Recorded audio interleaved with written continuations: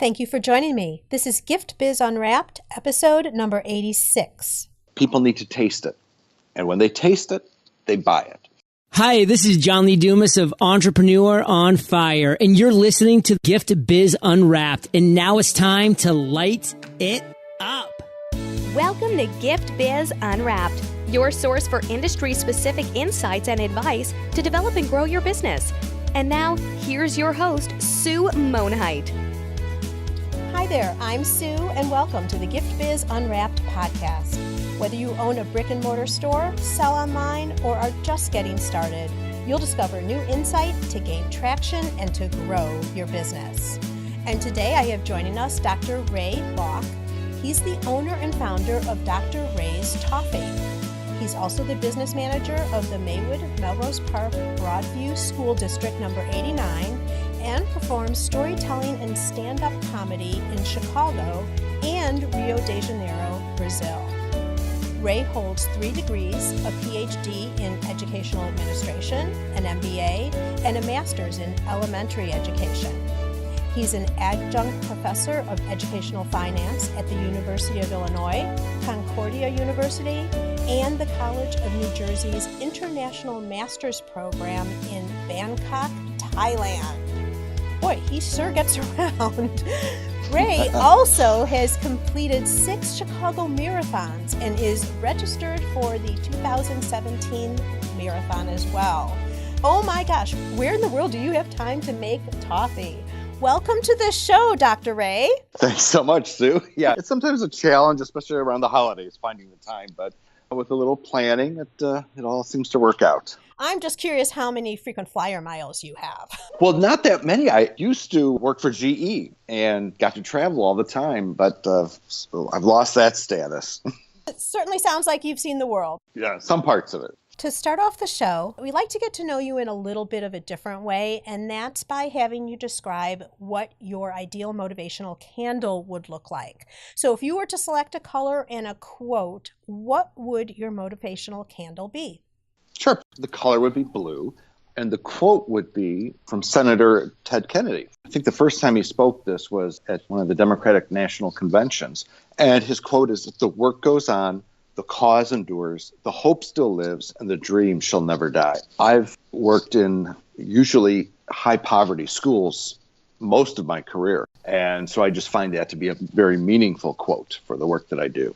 I am going to jump right away into toffee because you are such an educated man. There's so much here in the intro, and I am so curious. How did you get to where you are now with your toffee company? Well, it was really a series of fortunate coincidental events. I was student teaching in Boulder, Colorado. I was a senior at the University of Colorado, and the supervising teacher that I worked under in his 6th grade classroom, he's probably 70 years old, and he told me when I walked in that he was going to teach me how to teach or how to make toffee, and he did both. And so I'd been making toffee really, literally since 1980, mostly for family and friends at the holidays. And then probably 6 years ago or 7 years ago, I started doing corporate gifts, just gift bags of toffee for my brother who gave those to his landscaping company clients. And so I would end up with 100 1-pound bags every Christmas season that I was doing, and did that for a few years, just kind of low key, not as a business, just as a side thing. And then about 3 years ago, I was leaving my last school district and looking for the next job and thinking, besides looking for another job in schools, which I was doing, I thought, well, what can I do? Because what if I didn't get another job? So I thought, well, maybe it's time to start the toffee business and go into it full time if I needed to, or as a side. So I started the business about 2.5 years ago. Then I did get another job in schools, my current full-time job. And I've been doing it as a side business ever since. And it's been a great way to start a business when you don't have to rely on that income to pay the mortgage and to pay the bills. And I could grow it organically and incrementally and not be crazy about it either. Right. Well, I have a couple questions for you. How did you initially, what is it that you love about Toffee? Because if you're thinking of possibly doing this more as you were, when you started into the corporate gifts, what is it you love about making Toffee? Well, I guess there's a couple things. When I go into the kitchen and I rent a shared use kitchen, which is great for people starting up a food business because, you've got to have a commercial licensed kitchen. And so I go in there after work, and where so much of my day job involves face-to-face contact with people, and we're solving big problems of education and finance and that, I go into the kitchen oftentimes by myself, and I'm making the toffee, and it's just sort of this quiet, solitary activity. And I think there's something just calming about that. The other thing that is gratifying is the response I get from people. Because I'll tell you, after 36 years of making and tasting this toffee, I'm kind of over it. I mean, I taste the toffee when I'm cooking it, for quality, but it's not something I crave anymore. And so when people taste it for the first time, and I get a very positive response, and they just love it, and they go on and on, it's kind of gratifying that the work that I do, in that kitchen, people enjoy, people appreciate. People like to give that gift to others to show their appreciation for something that they've done. And so it's just gratifying. Sure. So I wanted to get to this because it seems so different from what you're normally doing. But just the idea of it's a place of solace and kind of inner reflection while you're making the toffee, I find really interesting. And then it's also, as you say, so satisfying because of the response that you're getting. Yeah. And honestly, one of the things that really gave me pause going into this was, but in public education, I had been an 18-year-old school board member in Illinois, and so I've been doing public education a long time. And the thought of actually shutting it off and walking away from it gave me something to think about. And did I really want to do that, make that career choice and leave it? So this is a way I'm able to balance still being in public education and being an entrepreneur, which I also love so much because it's so different than public education. As an entrepreneur, you can be so much more creative. It's frankly just more fun. There you go. Well, and you're running the ship too then. That's correct. Yeah. That's correct. So, Dr. Ray, we have a lot of people on the show who are just thinking now of starting a business. They might be in the sweets industry, they might be jewelry makers, or they might be knitters, or all different types of people. And they listen because they're trying to understand what those first steps are. They have this idea, just like you did, well, maybe I'll just go ahead and start doing this. What are the first steps that you took to actually formalize and get started in a real business? So let's make the assumption that you already have figured out what you're really good at. It's got to be something that you're really good at. So once you've got that figured out, you just kind of jump in. I figured out that you need to be registered with the state of Illinois for sales tax purposes. You have to have your federal employer VIN, the employer identification number, and incorporated as I did an LLC. And I just used LegalZoom. So really, I did it very low budget. I needed a website, and I went to Squarespace for that. It's a very user-friendly site that you can build on your own. I had a friend who's tech savvy help me, but it is, easily done by an amateur without a tech background. And so then you've got your website up, you've got your online shopping store set and ready to go. You're set up as a legal structure. You file your sales tax reports, and you're basically ready to go. And you've got to keep good records. And I will admit, I have a box that has all my receipts and expenses in. And at the end of the year, I camp out for several days and organize it. So the advice, do as I say and not as I do, stay organized, and then you can save yourself a lot of time at the end of the year. Have a good accountant as well. So that you can focus on your product. That's right. And figure out your marketing. Get your Facebook page. I also did Facebook ads that were not successful for me. I don't think I got any business from Facebook ads. even having tried it and boosted the ad and all that stuff. Any kind of Facebook business that comes through it is a result of Facebook friends and just staying in front of their eyes. For me, those Facebook ads were a waste of money. Yeah, a lot of people, Facebook is a whole other topic, but I have also heard, and just Gift Biz listeners, as you're listening, and Ray is pretty much underlying here, boosting of Facebook ads does not seem to be the way to go. If you start targeting specifically, I know a lot of people who have used Facebook ads successfully, but doing the boost, from what I'm hearing, and Ray is saying, just isn't the way to go necessarily if you're looking to get business. Yeah, I guess it depends on the product, the service, and your skill in targeting, but for me, it just wasn't worth it. What you did was boost your Facebook posts. That's what you did, right? No, I did that as well. That's oh, so you did both. That as well, okay. as Facebook. At what point in the business cycle did you do that, right? When you were just getting started or recently? Or when I first got started and into the first year and a half, I'd say. It would be periodic, and I haven't done it in a while. All right. I'm going to get back to this in a second, the whole advertising and getting in business, but I just want to summarize what you talked about again for people who are just getting started. Dr. Ray's talking about the first thing you should do is take care of all your legal stuff. Get registered, make sure that you structure yourself as a legal business, be collecting receipts, etc. And then also put up your website right away, because even if you are a local business, home-based, or let's say you start directly into a brick and mortar, whatever, you still want to have a website associated with your business. And then also marketing. You can't just assume that because you have a website or you're up for business that people are going to know about you. You have to bring people and attract people towards you, and that is by reaching out to them so that they know you're there. Yes. Okay, so people who are in consumables may have some questions for you also about your commercial space. How did you go about identifying what was going to work for you? And talk through that a little bit for us. Sure. Well, like I say, to be legit in a food service business, you have to have a commercial licensed kitchen.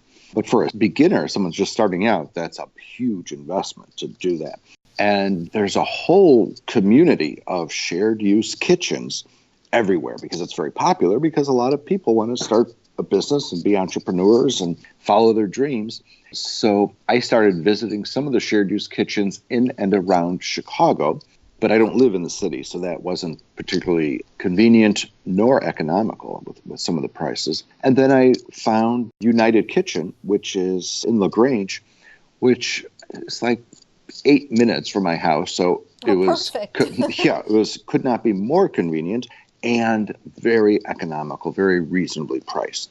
And so I rent the kitchen by the hour. There's a nice community. Bridget Conlon, who's the relatively new owner, she's had the store for over a year now, has done a great job of building this community among the cooks. So every now and then we have meetings where we get to meet each other and really share ideas, and sometimes there are common topics. That's the focus of the meeting, because otherwise you rarely cross other vendors unless you're crossing time in the kitchen.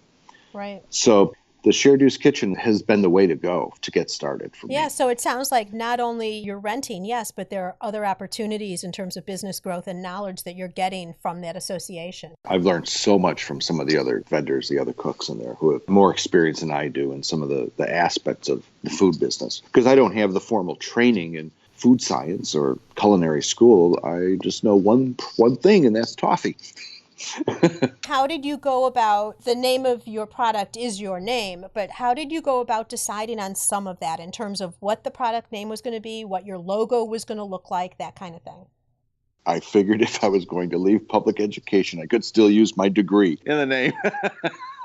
Absolutely. It's funny because when I do these markets, I'm face-to-face with customers, they see, oh, Dr. Ray's Toffee, and they ask, what kind of doctor are you? Or are you a real doctor? Oh, right. and so, of course, they're assuming I'm some kind of like physician kind of doctor. So the joke is, and it's I only do it with some people who look like they want to play, because I'll say, well, if you want to tell me what hurts, I'll listen. If you want to show me something, I'll look and not judge. But in the end, you'll be just fine. Hey, eat toffee, you'll be fine. You said that to me when I met you. Yeah, that's it. That's funny. I love that. So your logo and your name, you just did you have someone created for you? Did you like in terms of the artwork and all of that, or how did you go about getting that taken care of? Yeah, that's a good point. I completely glossed over there, missed that's that okay. part about the getting started, because that's an important point. And I had a designer that I had worked with in the past on some other projects. I came up with the name. I wanted to use the Dr. Ray's Toffee. But then I worked with a designer, gave her some concepts, the kind of look and feel that I was after, that I liked. And then she took it from there. She came back with a variety of ideas. We went back and forth on some iterations until I really found the one that I liked. And I think that's an important one, because you really need to you need to love your logo, because once you settle on it, you're going to live with it, because it becomes your brand. It's how people identify you. And you can find people fairly reasonably. You can look locally or overseas, and you'll find those people doing freelance projects. So getting a professional design isn't terribly expensive. And you also want to do it for publication and also for internet quality for your website too, because they're not always the same. And so you need someone who has some knowledge about that. Good point. So you take the same logo and then you get different versions of it. So a website logo is a lot lighter of a file, if you will, because you want that so that it loads pages really easily. So really important. So Gift Biz listeners, I want to stress this with the logo. And I love what Dr. Ray is saying, because I cringe when I see people who use stock photography as their logo, because you're not separating yourself. You're not really customizing it to be your business. Stock photos are so easy to see. So you're talking about how it can be really easy right in your neighborhood, or you can find somebody online. It doesn't need to be a major investment, but you absolutely should make a logo that's yours and that resonates with you, that is colors that you like or colors that are appropriate to your brand, your product, whatever you're doing. Dr. Ray's logo is, no surprise, colors of English toffee. But, in terms of even like the font styles, all of that type of thing, you really want to customize and make your own. And also, when you get some samples, when you get some ideas, some concepts back, show people, show your family, show your friends. That's a good point. Yeah. And they don't get to vote. You're the only one who gets to vote. But it's good to get feedback, because they may see something that you don't see. They may feel something that you don't feel. It's good to get that, little focus group response. With my logo, my designer actually took some of my handwriting where I wrote out Dr. Ray's Toffee. Then she combined it and integrated it with some lettering. Oh, so that's what I'm looking at your logo right now. So that's what the toffee is your own handwriting. That's correct. Right. Very interesting. And it kind of breaks up, instead of just having block letters, it breaks up the logo. And I think it makes it a little more eye-catching that way. It absolutely does. So Dr. Ray, you have been making toffee almost, let's just call it forever. Right? Yes. And so you really had the skill down pat. You knew how to make the product, maybe not in mass like you're doing now, but it's just been recently that you've turned it into a business. Is there some struggle or something that you weren't anticipating that challenged you as you were getting started with the company that you could share? Well, first was just taking it from an individual doing a 5-quart pot and going to some kind of a semi-mass production, because the key with toffee is constant stirring. You have to stir it constantly. And to do a Dutch oven type pot, it would require about an hour of stirring for every single batch of toffee. And that just took forever. When I was doing my brother's orders at Christmas, it would be weeks, because I can only last so long stirring before my arm gives out. Yeah, and you need family to start making members' massage appointments arms. Or something. It's just insanity. And then I considered, well, what if I hire people just to stand there and stir? And that wasn't very economical, especially in the early starting stages. And then I found this professional toffee making machinery. And well, that's fine, except it cost $10,000. Again, ridiculously out of price. And then I found automatic stirrers from Norway that cost like $60 shipped. It's the sort of thing that has a bracket, an arm that sits on top of the pot. It's adjustable. I was able to triple the size of my pot, get a bigger pot because it needed to be deeper. So my quantity also was tripled instantly. I found this online. I didn't know, coming from Europe, whether I'd ever actually see it. So I ordered one and figured if I'd never see it, then, it was a $60 investment that just didn't pan off.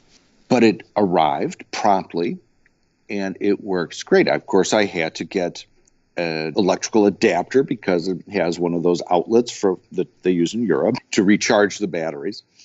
So I got that, and then I immediately turned around and ordered like 6 more, because that is the only way that I'd be able to create this much volume of toffee in a short period of time. And now what would take me, it might have taken me a week or longer to do 100 pounds of toffee. I can do that in a night. You discover these techniques, these strategies that will help you increase and overcome these obstacles and really increase your output. Mm-hmm. And that's the fun thing about being an entrepreneur. You come across these little challenges and then you're being creative in terms of how you're going to solve these problems. That's the thing I love about being an entrepreneur and being around other entrepreneurs. There's just this eternal optimism. There is no problem that we can't solve. Don't always see that, frankly, when I'm working in schools. Oh, interesting. Yeah. That's why it's so refreshing being an entrepreneur. And that's another thing, too, that I would suggest to people when you're getting started in a business. There are all sorts of entrepreneurial groups. There are meetup groups. They're everywhere. Find them and connect with them, because there's a lot of sharing within this entrepreneurial community. There's a lot of just good, positive energy in that community. I love that you put words to it, because as I was listening to you, you used the power of the internet. I don't know what term you Googled, but you found the solution to your problem. And I often say the most important thing that an entrepreneur needs is resourcefulness, not going and saying, stopping you in your tracks because this is a problem. Like, what if you got in huge orders and there's no way you could fulfill everything? You anticipated that, you found a solution, and then you take pride in the fact that, look, I didn't have to buy this $10,000 machine, $60, yes, from Europe, but I've got my solution. And it's those types of things, those challenges, when you overcome those are hurdles where a lot of people fall off. They get to the point and they say, like, I can't do it. I can't possibly produce this much. And then they're done. The business closes or they limit themselves. And your story is a perfect example of how you can be successful because you overcome these challenges. You just figure it out. You figure it out. That's right. Okay. We were talking about Facebook and that it was less than what you had anticipated. Let's put it that way. Right. What are you doing now that is helping you bring in business? I think there are two strategies that have worked well. I do a number of events where I give the toffee away. And I did that especially at the beginning stages. So donating to charitable organizations when they're having raffles and things like that, stopping by businesses and dropping off samples. I gave away a ton of samples. But really the thing with toffee, and maybe it's true with just any kind of food item, is people need to taste it. And when they taste it, they buy it. So that's maybe why the Facebook advertising wasn't really working out too well, because I do so well at face-to-face events. So I do a lot of markets. One of the most successful events that got me going and really launched me forward quickly was doing the Williams-Sonoma Artisan Markets in Oak Brook, Illinois. I heard about it. I was invited to participate there, and it's been probably a good 18 months that I've been coming every month now. They invite local vendors in, and a lot of the Williams-Sonomas do that. They invite local vendors to come in and do a sampling, sell their product there. So is that right in their store? Yep, right in their store. And it's something that many of the Williams-Sonomas do. You just have to go in and talk to the manager and see if they're doing it and how you can get involved in that. And it's a great way because it creates sort of a buzz for them in the store, keeps people in the store. And it's a great opportunity for us as a local vendor And then when I'm there every single month, people come back looking for it, looking for me, looking for the toffee. Sure. So I saw you, like I had said earlier, at the America's Baking and Sweets show, and people were buying the toffee, no question about it. So I know that it was happening there. But if I could add one thing, that's because before we get off that topic, because that also is another key learning for me, is that you may be at certain events that, regardless of whatever the event is, you never know where it's going to lead to, because it only takes one person with the right connection to open up other doors. And so, we go to these markets and we sell the toffee, but get one person who walks up to you and says, this is good. I'm a buyer for XYZ store. And that lead now is leading to very likely being in her chain of 10 stores in Chicago that I didn't even know that she had 10. I thought she had one. Just one thing leads to another. And that's just the thing. You never know who's going to walk into your business, who's going to walk into your life like that, and could really change things. That's awesome. I love that you talk about that with the shows.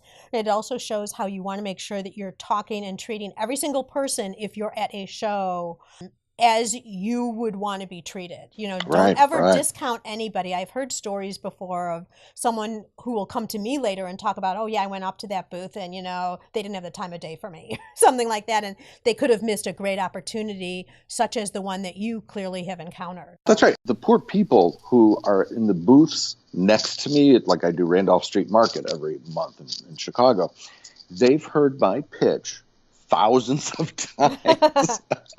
And each time you got to try to make it fresh and unique for the person standing in front of you. So it's not that you're not on a loop where you just keep repeating, but trying to treat that customer as this is the first time you're ever telling the story. Your excitement will equate and transfer over to them being excited. You asked the question earlier about what do people need to do to get started in the business. I keep thinking of these other ideas. And the other thing that's really important is understand your story. Have your story to tell people. You talk about elevator pitches and all that, and that's true, but understand why you're doing it and what it's all about. Because when I tell the story about the toffee, it's not just, here's some toffee, eat it, do you like it, buy it. And sometimes they specifically come up and say, so what's your story? So why is this better? Why is it different? That's all the part of your story. It's your brand. And you just need to be prepared to answer that question. And so how do you answer that question? I tell them that I've been making this toffee for 36 years. It tends to be thinner and softer than a lot of the others. And so people who like their teeth as well as their toffee like this. And that's, of course, that cuts across every demographic, because it's not just the seniors, it's everyone who kind of, because a lot of times people walk up and they see toffee and they're afraid of it because it has a reputation of being rock hard. And the other reason, too, that I say that is because the big name in toffee in Chicago, the competition, the one who owns the toffee market in Chicago, he has like 30 different varieties, and it's very thick, typically hard like that. And so I'm pointing out the distinction of how mine is different. And I also say I only do one flavor, the traditional almond flavor. This is really important too, because you are niche down. Your product it's still toffee, so it's in the same category, but you are different, and there are going to be loyalists to you just because of what you do. And I point this out that more isn't always better. Having more choices to people isn't always better. People sometimes really struggle making choices. So in that way, that could lead really well to your advantage. And the other thing that stands out that makes some people make the decision to buy, is that they like seeing the face of the business. And so I say, I've been making this toffee for 36 years. And they say, oh, you make the toffee? And I say, yes, I do all the cooking. I've got some help with the packaging. I've gotten away from some of that part. I'm the only one that does the cooking. And people like that interaction with the person behind the brand. Okay, this brings up two questions that I have to ask you. First off, just more from a business standpoint, again, you're talking about the fact that you've given samples away, not only at shows, but you would walk into some businesses and give samples. Mm-hmm. Did you see that that did transition into sales for you? Yeah, it's not an overnight process by any means, but it is a slow and gradual process. It's part of the process of just getting out there. You'll see your business grow exponentially once you start getting out there. I mean, my biggest customer now, my biggest Christmas order of 120 pounds of toffee came from the recipient of one of my brother's client gifts. So my brother gave this client of his toffee, and he liked it so much, that client now turns around and gives it to his clients. And it's like I say, it's an even bigger order than my brother's original order. So it just tends to grow exponentially. Exactly. Okay, and so since you are the single manufacturer of your toffee, what's the growth plan? Well, that's an interesting question, because there's two other aspects of growing the business that I've kind of been dragging my feet on, moving ahead now slowly. You need your UPC codes, the barcodes, if you're going to be in any kind of a large store. And you also need the nutritional analysis for a food product, which I have those, but most of my stores, I'm in about a dozen stores, are relatively small neighborhood specialty stores. And so they haven't required, they're not so large that they need the UPC codes and all that. But now the example that I gave you of the individual who has really 10 stores that may very well be carrying the toffee next needs the nutritional analysis and the UPC codes. And so I'm in the process now of taking that next step. And actually, when I do that, then I will be able to make my pitch to a Mariano's or to a Jewel or to any other larger store that requires that. If I get to that point, that means I'm going to have to spend some more time doing the cooking, or cooking a whole lot more. And that's when I'll have to make the decision of, do I make that jump? Am I able to make a jump and do full time at some point in the near future? Or do I bring in people and train people to do the cooking? Frankly, that's one of the things that I'm not comfortable with. I mean, I have wonderful people, but the whole issue of trade secrets and how I make that toffee is all I've got. And so if someone's able to replicate it and do it all, well, then there's, what's the difference? Well, then you get into confidentiality agreements and legal. I mean, that's a whole thing. But, and nothing says that so many people think success is you just get bigger and you get bigger and you get bigger. That doesn't need to be the sign of success either. Maybe you decide, this is what I want. I'm going to stay smaller. I'm not going to go through those large chains. And nothing says that you're not as successful a business if you decide that that's not what you want. Right. With growth comes new challenges. A great example of that is when I was having one of those flights of fantasy and calling Costco, because everyone wants to be in Costco. Supposedly. Right. Well, this is how I was thinking. Uh-huh. And I was talking to the buyer for candies, and she listed some of the requirements that they have, which are just enormous requirements. And she said, besides that, you don't want to be at Costco. She said, at the stage that I'm at, she said, we would bankrupt you just because of all the requirements that they place. You really have to be bigger. So you're right. Going big isn't always the panacea that's the dream that everyone wants. Yeah, I mean, it sounds good and it's nice to say, but then the reality of having to actually do it, it's a whole different ballgame in terms of how you're conducting your business, your ability to be part of the business. And if you're really enjoying what we talked about in the very beginning, being able to produce the toffee in a quiet environment, it's peaceful, it's probably a little meditational, if you will. You would lose touch with that a lot. Right. And so many people say, oh, are you ready to go on Shark Tank and get all that publicity? And I say, no, that would be the last thing I'd want. I do like watching that show. That's another piece of advice to people. Watch the show, because if you listen to the questions, those are important questions that every entrepreneur should be able to answer for themselves. The numbers, the accounting, the business, all that.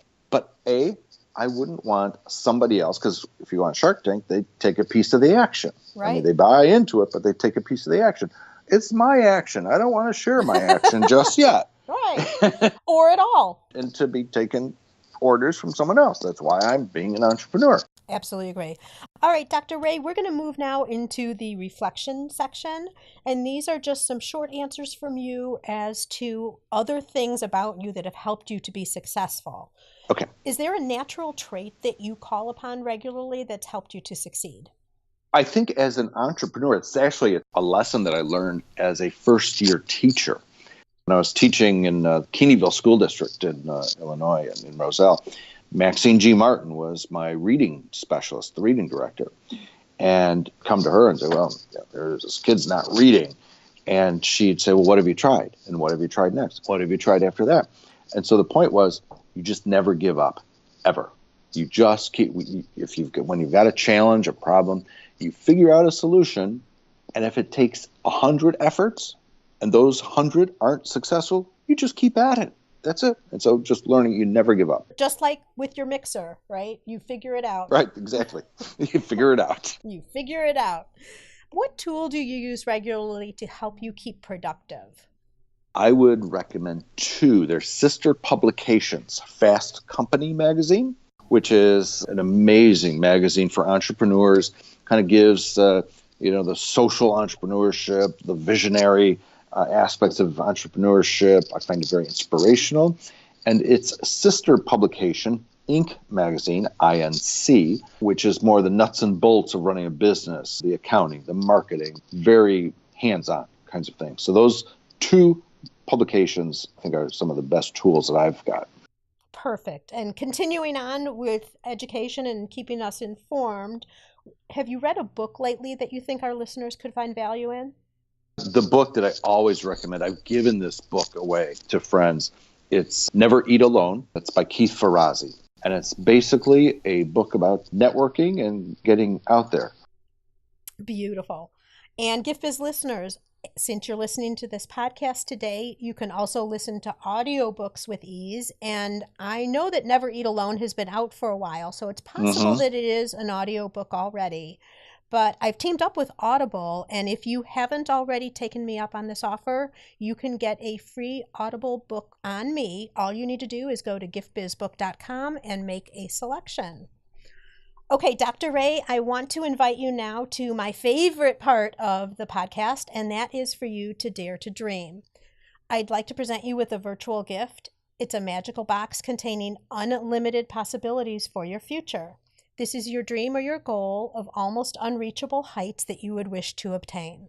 Please accept this gift and open it in our presence. What is inside your box? Okay. The dream that I've had is that I want to get to the point where I can retire from public education, which is between now and 3 years probably, but have a thriving toffee business and a thriving speaking business as well, because I also do speaking on the side on entrepreneurship and educational topics too, and live in Chicago, because Chicago is one of the most beautiful cities in the world. Live in Chicago from roughly May 1st through Christmas, because it's beautiful. I knew you were going to evade beautiful. The snow. I knew it. That's I right. knew this was coming.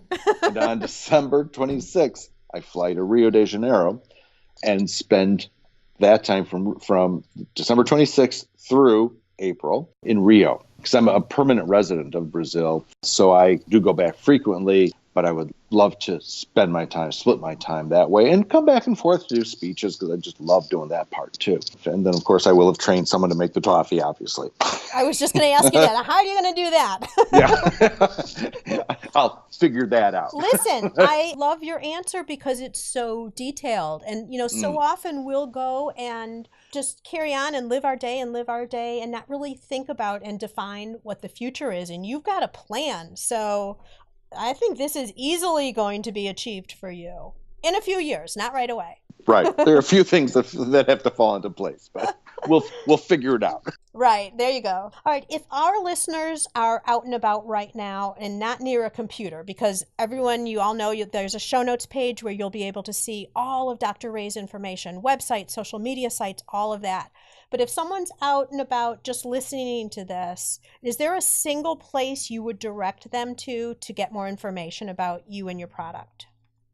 Sure. They could go to the website, which is drraystoffee.com. Thank you so much, Dr. Ray. I really appreciate all the information that you've given us. I love the structure. No surprise with all your degrees that you're very structured and organized, but in terms of all the information of how to start a business, really great information on ways you're able to capture customers and bring them in, your plan for growth, all of that has been so informative. I so appreciate your spending the time and sharing all that you have. And may your candle always burn bright. Thanks so much, Sue. I've enjoyed it. Where are you in your business building journey? Whether you're just starting out or already running a business and you want to know you're set up for success, find out by taking the Gift Biz quiz. Access the quiz from your computer at bit.ly/giftbizquiz or from your phone by texting Gift Biz Quiz to 44222.